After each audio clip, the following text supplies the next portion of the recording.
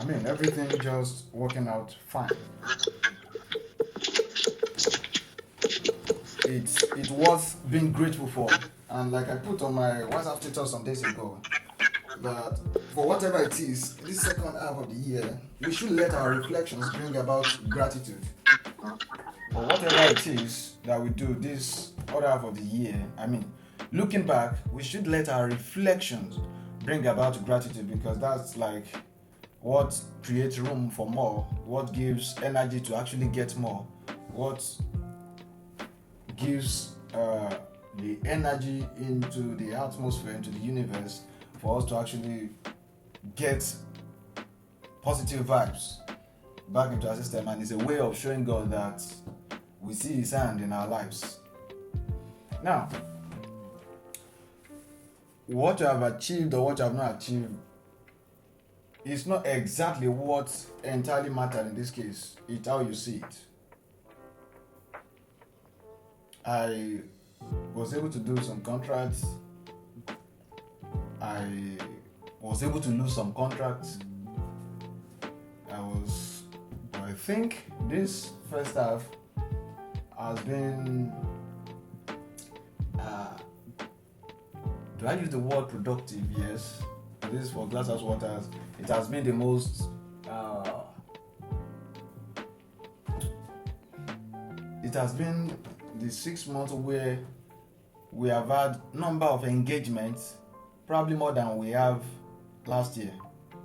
I mean, doing geophysical survey, doing bore drilling, doing what plumbing works, doing consultation and checking different things, right? And it has also been profitable too. At the same time, I was close to being arrested. And thank God for that. I mean, so I just want us to, before we go to the next half, and then we start writing out those things we want to do and we get busy with achieving them. I want us to be grateful, first of all, for whatever it is we achieved in the first half. Secondly, for the things that could have happened that we didn't know but did not happen. Thirdly, for the things that happened the way they happened.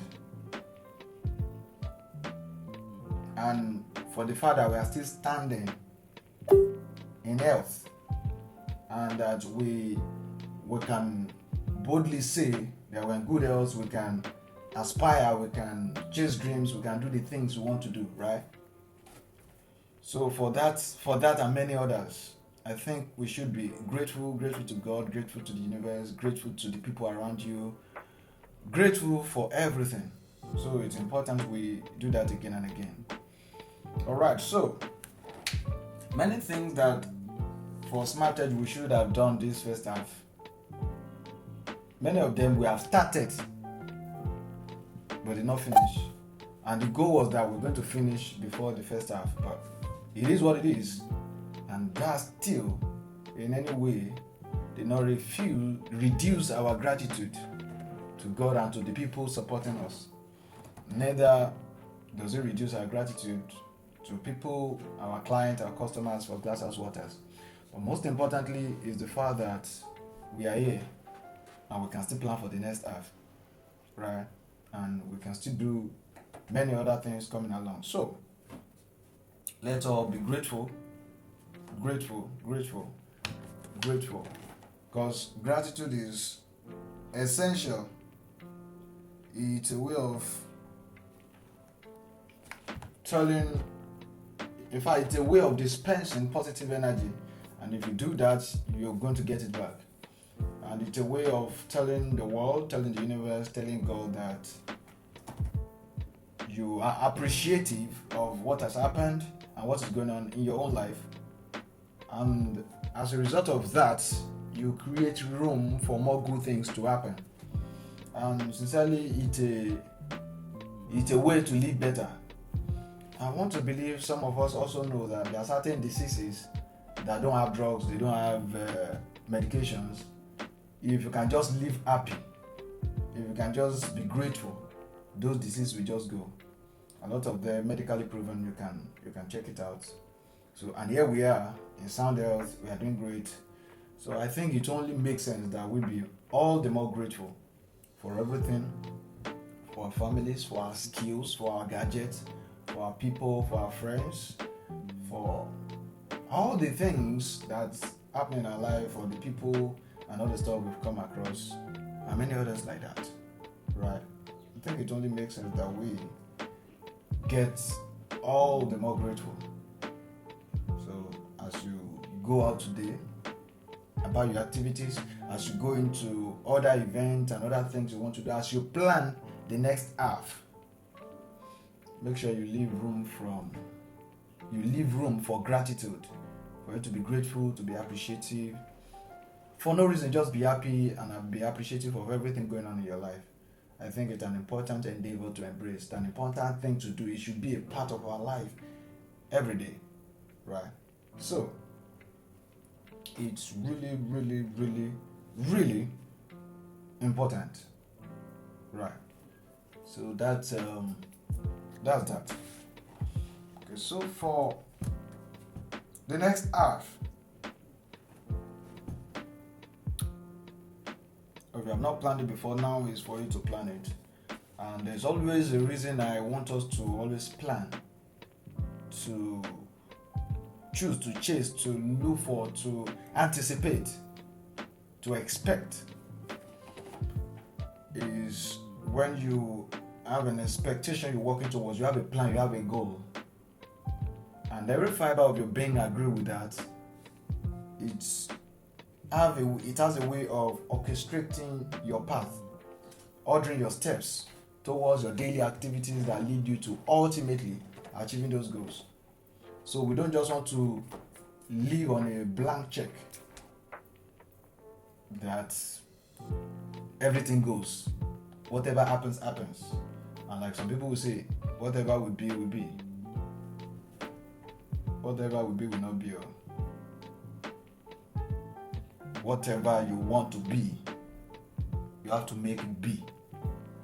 So, and that's why I always want us to plan. Is it a course you want to do? Is it a skill you want to perfect? Is it a career you want to chase?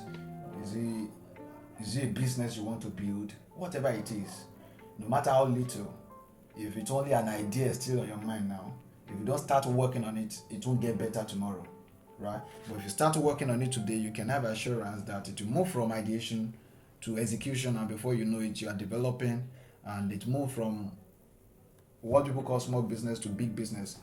But all of that only work. All of that only work when action is in place. And I'll wrap this up by saying what I said to my IT students the last time they were here.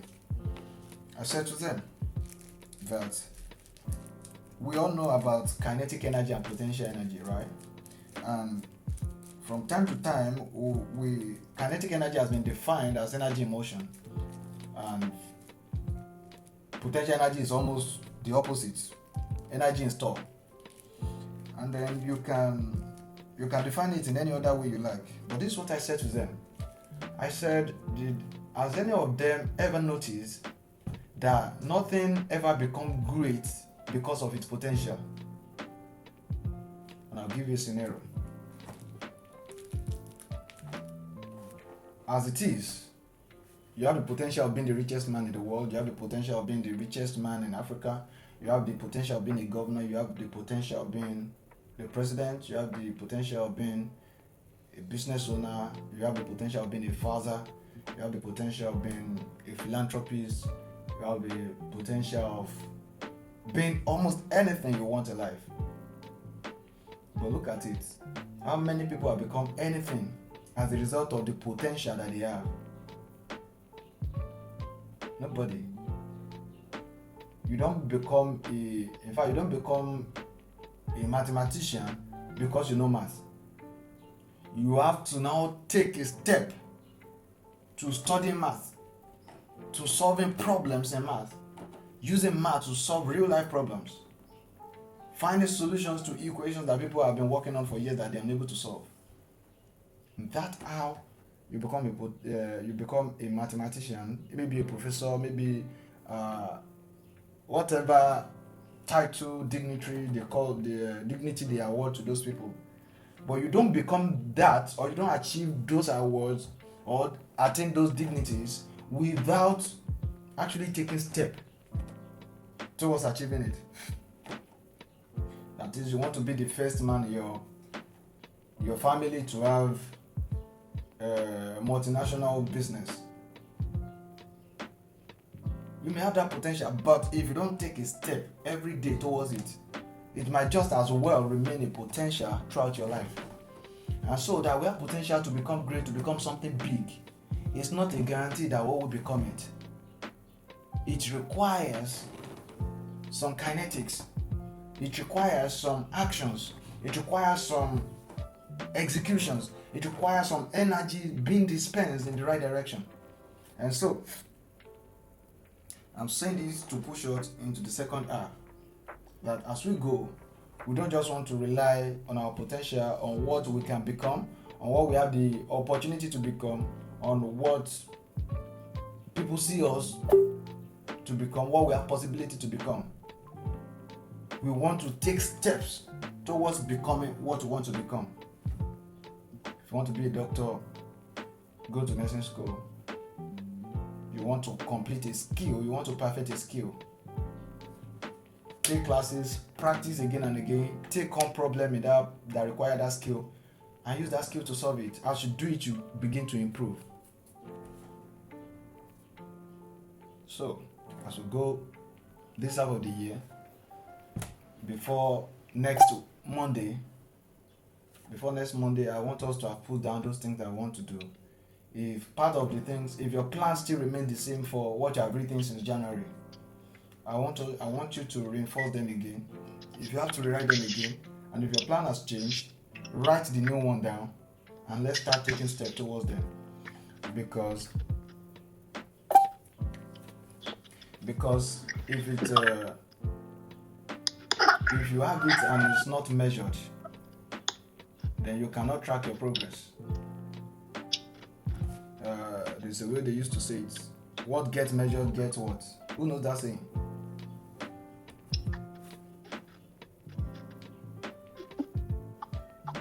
Nobody. Something what gets measured.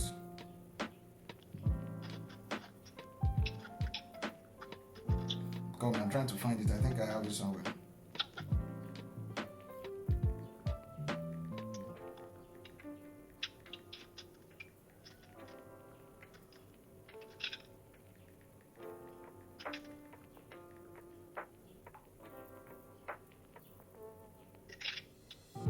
Okay. It says what gets measured gets managed. Something like that. That is, if it's not measured, you don't know when you arrive at where you want to be. And if it's not measured, you don't know how to manage your situation to actually get you there. You don't know how to manage your situation to make sure you're on track. And so it's important that we keep track of those things. And how to keep track on them is to try as much as possible, write them down in plain English, as detailed as it can get. Let's put them down. Let's start working on them. Let those things be on our mind. And so, when we do that, it becomes easy for us to say, this is what I set out to do, this is what I've been able to achieve. In fact, it helps you to know when you are being distracted. It helps you to know when your energy is being sapped. It helps you to know when your energy is being focused on something else. And this helps us to maximize our productivity also. So that when you say you set out to write a book, and then you are watching a movie, you know that you are not doing what you're supposed to do. But if you're supposed to write a book, and then you are watching a movie that points you in the direction, probably a YouTube video, probably a movie that talks about writing books or something like that, or probably reading a book that points you to writing better and stuff like that, then you can say you're making progress. And that's what happens when you measure what you're doing. When you track your progress on what you do, it becomes easy for us to manage our resources, to help us stay focused on the things we want to do. So, I want us to go before next Monday. Let's put those things down. and let's start working on them again. I believe the second half is going to be way, way better than the first half. I trust God to help us to achieve all of those things and even more. Right?